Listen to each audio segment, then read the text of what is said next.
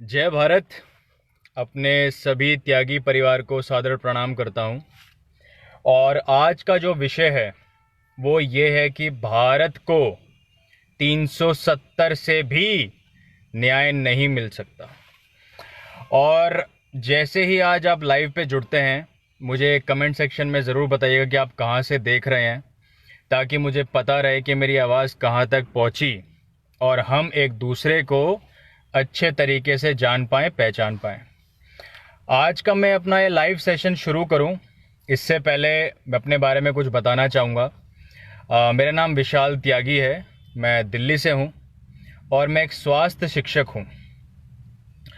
और आप सभी जानते हैं, जिस तरह से केंद्र सरकार ने धारा 370 को समाप्त किया है और जिस तरीके से पिछले 75 सालों में हमारे भारतवर्ष के अंदर धारा 370 लगाकर जो दुष्कर्म किए एक समाज के लोगों ने, उससे हमें कैसे ऊपर उठना है और उसका क्या समाधान है, वो आज हम अपने इस लाइव के माध्यम से करेंगे। तो पहले मैं आपको बताना चाहूँगा कि कश्मीर, जिसे हम आज वास्तविक कश्मीर कहते हैं, उसका इतिहास क्या है, ताकि आपको पता रहे कि हम किसके लिए लड़ रहे हैं और हमें इसका समाधान कैसे करना है। ब्रह्म ऋषि यानी कि ब्रह्म के पुत्र कश्यप ऋषि हुए। एक वक्त पहले एक दैत्य नाम का असुर रहा कश्यपपुर में, जिसने ब्रह्मा जी को खुश करके वरदान प्राप्त किए और उस शक्ति से वहाँ के जो सामान्य लोग थे उन्हें परेशान करना शुरू किया। और उसी के उद्धार के लिए ऋषि कश्यप को कश्यपपुर की भूमि पर जाना पड़ा। उन्होंने उस भूमि को जीता, दैत्य के दुष्कर्म से वहाँ के लोगों को मुक्त कराया, इसीलिए उसे कश्यपपुर कहा जाता है। कश्यपपुर में वास्तव में संस्कृति भाषा का ज्ञान हुआ, क्योंकि कहा जाता है कि प्राचीन भाषा जो भारतवर्ष की रही है वो संस्कृत रही है, उसका गढ़ कश्यपपुर रहा। और तभी से वहाँ की हमारी काफ़ी पीढ़ियाँ एक के बाद एक रहती गई और अपना गुजर बसर करती गई। इन्वेजन से पहले जब आक्रमणकारी आए, तब तक कश्मीर में अगर देखा जाए तो 1400 तक भी संस्कृत भाषा ही चलती थी। इसका प्रमाण भगवत गीता में भी मिलता है कि दो बहनें हुई, दीति और अदिति। दीति से दैत्य हुए और अदिति से आदित्य हुए। आदित्य आध्यात्मिक हुए और दैत्य असुर प्रवृत्ति के हुए। और उन्हीं में से ही एक दैत्य कश्मीर में गलत कार्य करता हुआ और उसे अपनी सजा भुगतनी पड़ी। तो वास्तव में कश्मीर कश्यपपुर है, जो कश्यप ऋषि की भूमि है, और उसका जो कॉपीराइट है वो भारत वंश के लोगों के पास है, आप लोगों के पास है, मेरे पास है। तो कश्मीर कश्यपपुर है और सनातन संस्कृति का, यानी कि हमारे परिवार का एक घर है। तो ये तो आपके संपूर्ण वर्तमान कश्मीर का सत्य है। अब आपको क्या उसमें पढ़ाया, क्या आपको बताया गया, ये संपूर्ण सत्य भारतवंश के लोगों के सामने है। अब मैं आपको बताता हूं धारा 370 का उद्देश्य क्या रहा। इसका एक ही कारण था भारत में लागू करना, कि कश्मीर को भारत से अलग कर दिया जाए। अगर कोई जवान इस पर जुड़ता है वो इसे ध्यान से सुने, ये बहुत ही महत्वपूर्ण विषय है, हमारे परिवार का विषय है और ये चर्चा करनी ज़रूरी है आज, क्योंकि धारा 370 हटने से हमारी समस्या का समाधान नहीं हुआ है। और अगर हम ऐसे ही बैठे रहे तो इसका खामियाजा हमारे आने वाली पीढ़ी को बहुत भारी मात्रा में भुगतना पड़ेगा। तो धारा 370 जो थी, उसका उद्देश्य वास्तविक कश्मीर जो कश्यपपुर रहा, उसे भारत से अलग करना था। वो आपके संविधान में एक बिल लागू करके लगा दिया गया। और ये क्यों अलग करना था? क्योंकि भारत में कश्यपपुर ही एक ऐसा मात्र क्षेत्र है, जहां से आपके भारत में इन्वेडर्स आ सकते हैं। कश्यपपुर की सीमा 5 महादेशों से लगती है और यहीं से ही सारी इस्लामिक कैलिफेट पहले भी आपके देश में, चाहे अंग्रेज हो, अरब हो, मुगल हो, मंगोल हो, अरब हो, ये सब के सब वहीं से ही आए थे। अब धारा 370 अगर लगी है तो इसमें सिर्फ एक ही बदलाव ये हुआ है कि अब ये केंद्र शासित प्रदेश है, यूनियन टेरिटरी है अब ये, यानी कि अब इस पे केंद्र का अधिकार है इस भूमि का। तो जब तक केंद्र सरकार में वर्तमान सरकार है तभी तक आपकी धारा 370 है। लेकिन अगर ये सरकार बदल जाती है, जो कि लोकतंत्र में संभव है, इसीलिए लोकतंत्र वास्तविक चलाया जा रहा है कि सरकार अगर कोई आए तो अपने तौर तरीके से चीजों को बढ़ा सके, घटा सके, बदल सके। तो ये परमानेंट सोल्यूशन नहीं है, टेम्पररी है। तो जब तक बीजेपी सत्ता में है तब तक तो ठीक है, लेकिन जैसे ही बीजेपी सत्ता से चली जाएगी, खुदा ना खास्ता अगर ऐसा हो जाए, तब आपके पास कश्मीर का क्या समाधान है? तो उसी के बारे में आज हम जानेंगे और समाधान करेंगे। कश्मीर की धारा 370 और 35 है जो हमारे पूर्वजों ने बताई, और बहुत ही जैसे आदरणीय हमारे पुष्पेंद्र कुलश्रेष्ठा जी हुए, जीडी बख्शी साहब हुए, मेजर गौरव आर्या, मोनिका अरोड़ा जी हुई, सुशील पंडित जी हुए, इन सब ने कश्मीर का जो आईना भारतवर्ष के सामने रखा है उसने हमारी आत्मा को झंझोड़ कर रख दिया है। जिस तरह से वहां पर लोगों की संपत्तियों पे कब्जा किया गया, बलात्कार किए गए, बच्चों को आड़ी से कटवा दिया गया, ये तमाम हमारे भारतवर्ष में संविधान के मद्देनजर रखते हुए हुआ है, जिसकी सुबह से शाम तक हम सब दुहाई देते हैं। और उसमें जो अमेंडमेंट्स डाले वो सभी को पता है कि कश्मीर में आप संपत्ति नहीं खरीद सकते, 35 का क्लॉज था, अलग झंडा, अलग संविधान, अलग सरकार, मतलब एक अपने ही देश में एक और देश बनाने की कोशिश की गई। और ये पिछले 75 साल से चल रहा था। इसमें हमारे तकरीबन 12,000 धारा 370 को, जो कि सिर्फ टेम्पररी एक अमेंडमेंट था, उसको बनाए रखने के लिए, उसको संविधान में जोड़े रखने के लिए हमने अपने 12,000 जवान जो मातृभूमि के सपूत रहे उनके प्राण निछावर करवाए। 12,000, 14,000 पिछले 75 साल में, जिसमें 12,000 सिर्फ जम्मू कश्मीर में हुए हैं। तो ये धारा 370 का उद्देश्य आपके भारत से कश्यपपुर को अलग करने का, एक जाति समुदाय जो आज एक मिनी पाकिस्तान बन चुका है उसने किया। अब तीसरा जो इसका अंतिम निर्णय है, जैसे कि अगर हम इसके अब समाधान की बात करें तो इसका समाधान एक ही है, वो है कि हमें भारतवर्ष के जितने भी युवा हैं, जितनी नई पीढ़ी हैं, उनको सत्य बताना है कश्यपपुर का। उन्हें पता होना चाहिए कि कश्मीर नहीं है, कश्यपपुर है, ये आपकी भूमि है। और उन्हें शस्त्र बनाना है। हमें शस्त्र खरीदने नहीं है, हमने उन्हें शस्त्र बनाना है, हमने उन्हें हथियार बनाना है। हमें उन्हें डॉक्टर, इंजीनियर, पायलट, एंटरप्रेन्योर नहीं बनाना। बहुत देश में बने हुए हैं और बहुत अच्छा काम कर रहे हैं, लेकिन हमारे भारतवर्ष में हथियारों की बहुत ज्यादा कमी है। एक चलते फिरते हथियारों की बहुत ज्यादा कमी है, पैट्रियोटिक्स की बहुत ज्यादा कमी है, वॉरियर्स की बहुत ज्यादा कमी है। हमारे देश में क्रांतिकारियों की इस वक्त बहुत ज्यादा कमी है, अकाल पड़ा हुआ है। लेकिन हम इसको समझना नहीं चाहते। हम चाहते हैं सिर्फ हम अच्छे खासे डॉक्टर्स, इंजीनियर्स पैदा करें, इकोनॉमी में वो कंट्रीब्यूट करें और हम मजे से जीते रहेंगे। ऐसा नहीं चलने वाला। आने वाले 10-15 साल की कहानी पूरे भारतवंश के लिए एक चुनौती है।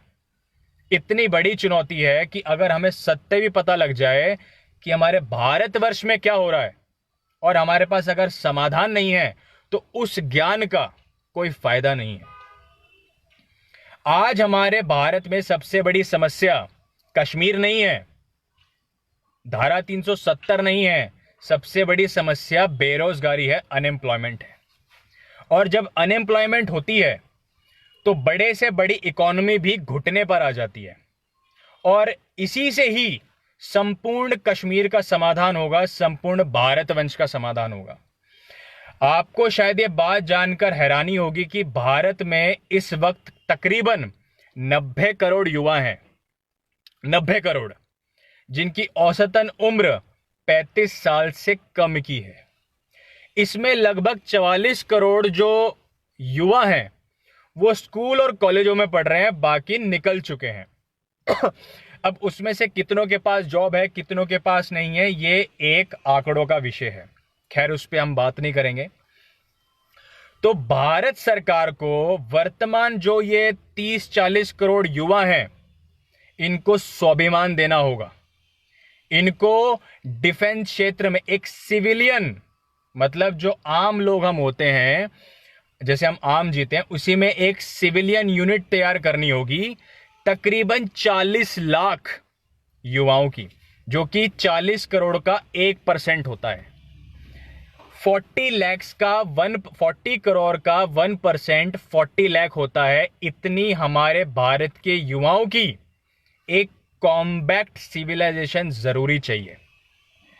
ये अगर होगी तो इससे रोजगार भी मिलेगा, भारत वंश की सुरक्षा भी होगी, और जो हमारे जवान हैं जो दिन प्रतिदिन अपने प्राण निछावर कर रहे हैं, क्योंकि अगर ऐसा चलता रहेगा तो एक वक्त आएगा जब हमारे पास जवान ही नहीं रहेंगे।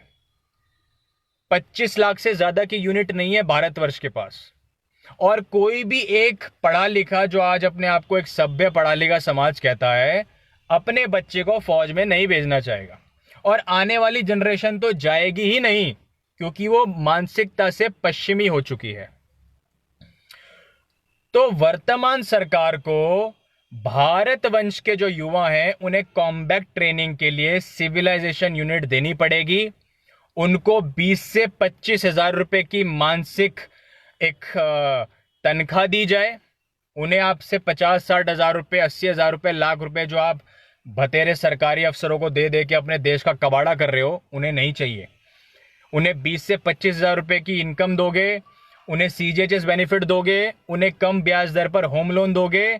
आपके युवा को इतना सफिशिएंट है, भले उसका बेसिक प्राइस 20-25,000 क्यों ना रख दो, लेकिन उसकी नौकरी में स्वाभिमान होना चाहिए।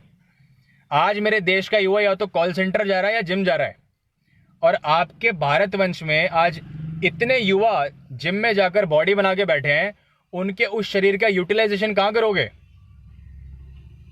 इतने योद्धा तो महाभारत काल में भी नहीं थे जितने आज वर्तमान 2020 कलयुग में हैं। 90 करोड़ युवा हैं आपके पास, और 44 करोड़ स्कूल और यूनिवर्सिटीज में तैयार हो रहे हैं, और इससे इतने ही क्षेत्र रक्षण के लिए घूम रहे हैं बगैर किसी चीज के। आपको लगता है सब अपने हिसाब से टुकड़ों में बट के, लोगों से मांग मूंग के अपना रास्ता खुद बना लें?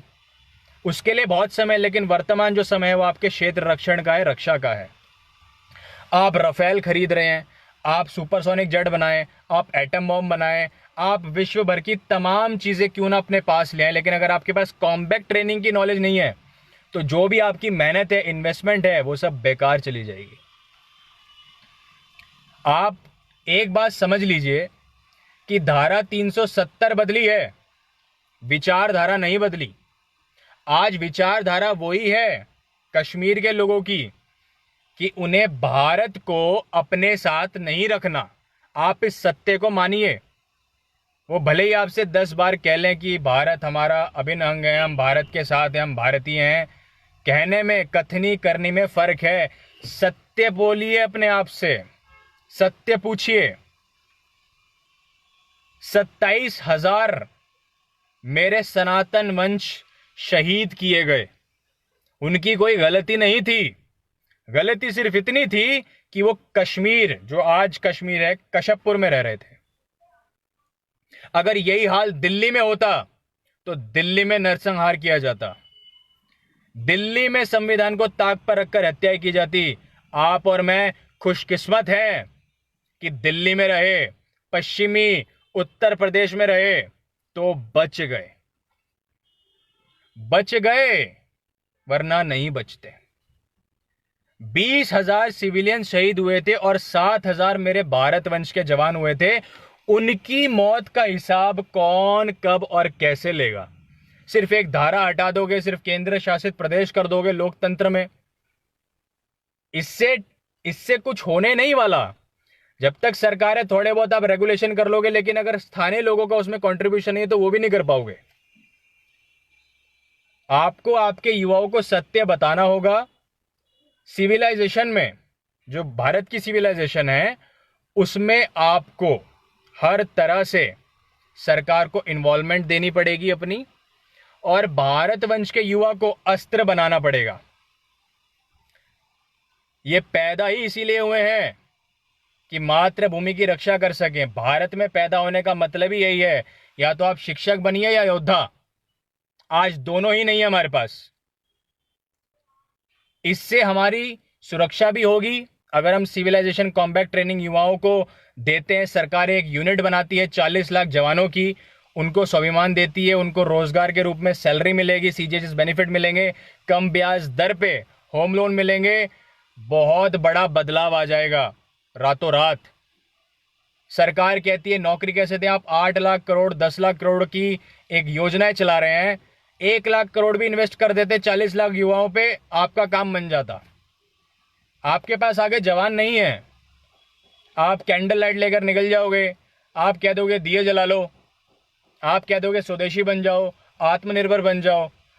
इट साउंड्स गुड, कहने में बहुत अच्छा लगता है, लेकिन अगर उस चीज को आप क्षेत्र रक्षण में नहीं देखेंगे, क्योंकि आपके युवाओं को पता ही नहीं है।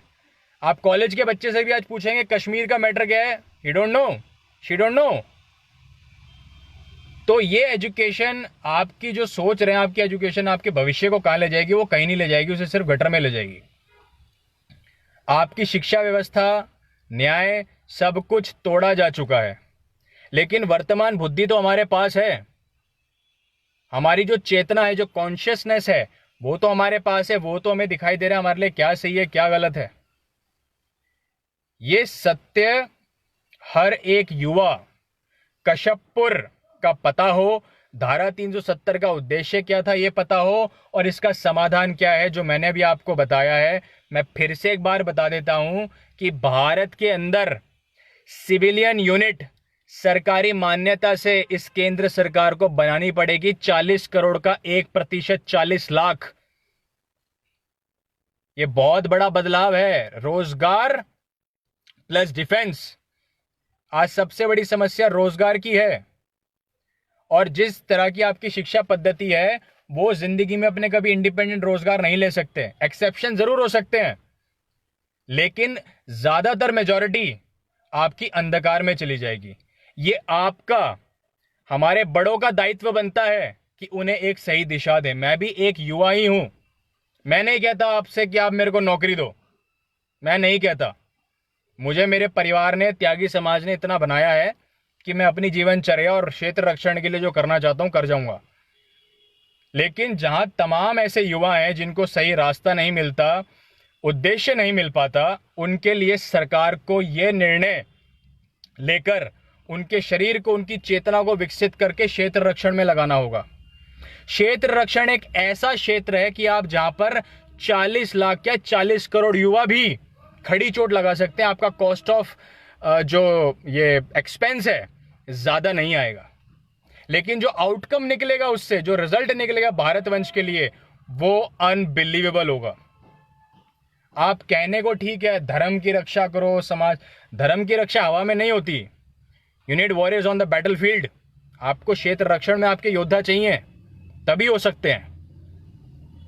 तो ये केंद्र सरकार से और संपूर्ण त्यागी समाज से मैं ये निवेदन करता हूं कि भारतवर्ष में बैटलफील्ड जो है उसके लिए केंद्र सरकार एक सिविलियन यूनिट बनाए, उनको बहुत ही मिनिमम वेजेस दे, सीजीएचएस बेनिफिट और होम लोन 2 से 4% के ब्याज पे भी देंगे। आपके युवा हंसते हंसते उस भारत मातृभूमि के लिए कार्य करेंगे।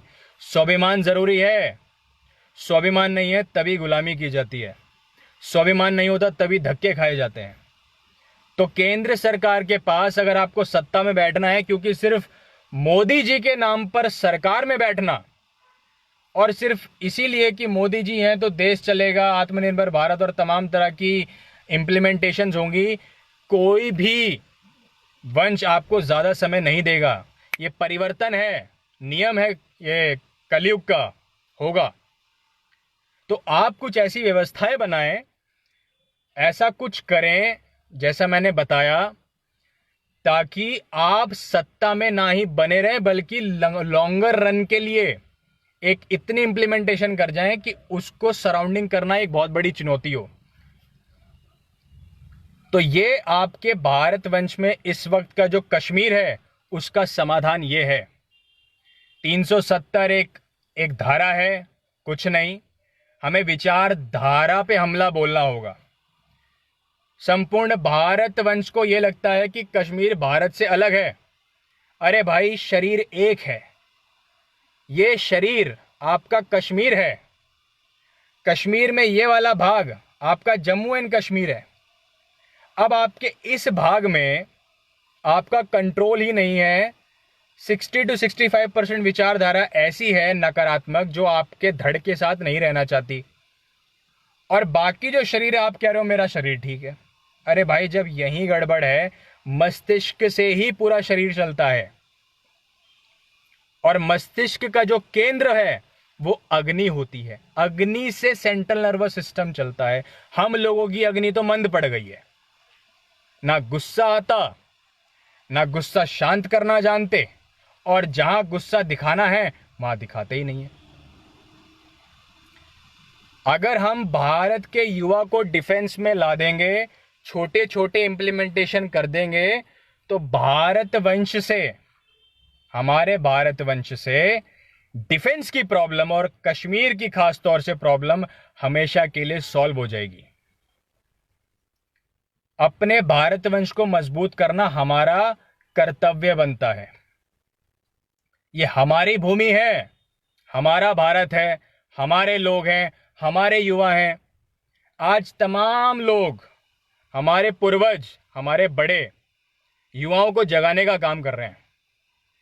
मैं भी उन्हीं के मार्गदर्शन से यहां तक पहुंच पाया, वरना पता तो मुझे भी नहीं था कि भारत देश में चल क्या रहा है, मेरे वंश में क्या चल रहा है, हमें क्या करना है। तो जब अगर आपको सत्य भी पता लग जाए जैसा मैंने बताया, और समाधान नहीं है, तो उस ज्ञान का कोई फायदा नहीं है। ज्ञान बस इतना ही है कि आपको आपके युवाओं को सत्य बताना है। अपने निजी जीवन में 100 झूठ बोलिए, कुछ भी कीजिए, पर जब बात आपके भारतवंश की आती है तो वहां सत्य बोलिए, वहां सच बोलिए, अपने युवाओं को सत्य बताइए। नहीं तो आने वाले 10 साल आपके भारतवंश के लिए एक बहुत बड़ी चुनौती है। सरकार कोई भी रहे, अगर लड़ना नहीं जानते, लड़ना बैटलफील्ड पे नहीं जाता, युद्ध में वहां नहीं किया जाता। युद्ध यहां से जीता जाता है, मस्तिष्क से। युद्ध तो बहुत ही आखिरी चरण है, जब उत्तर, दक्षिण, पूर्व, पश्चिम में भी कोई समाधान नहीं मिलता, उसके बाद युद्ध किया जाता है। लेकिन भारतवंश तो शिक्षकों का देश रहा है।